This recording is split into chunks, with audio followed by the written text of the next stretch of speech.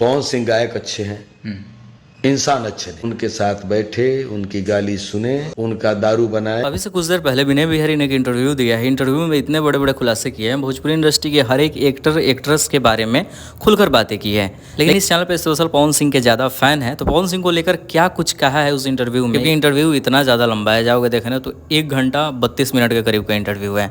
पूरा देख नहीं पाओगे, लेकिन इस चैनल पर बने रहो। पवन सिंह को लेकर क्या बातें हुई है इस वीडियो में देखते हैं। पहले तो शुरू क्लिप में देखे होगे, रिकैप में बहुत सारा चीज़ क्लियर हो गया है। बाकी पवन सिंह को लेकर ये भी कहा है कि जितना हम अपने बेटा को गोद में नहीं सुलाए हैं, उतना पवन सिंह को सुलाए हैं। मैंने अपने बेटे को जितना गोद में नहीं सुलाया होगा, उससे ज़्यादा पवन सिंह को गोद में सुलाया। बाकी विनय बिहारी पवन सिंह को इतना क्रेडिट देते हैं कि हाँ ठीक है, पवन सिंह स्टेज शो पे चढ़ते हैं तो उस जगह मेरा नाम लेते हैं, कहते हैं मेरे चाचा हैं, और जब पीओ लेते हैं तो उस समय पापा भी कह देते हैं। बाकी क्या कुछ कहा आप सबने तो रिकैप में पूरा वीडियो देख ही लिया होगा। लेकिन लास्ट में सवाल ये खड़ा होता है कि पवन सिंह से इतने नाराज विनय बिहारी क्यों, जब हर एक इंटरव्यू में पवन सिंह का गुणगान करते थे, आखिरकार पवन सिंह के खिलाफ क्यों?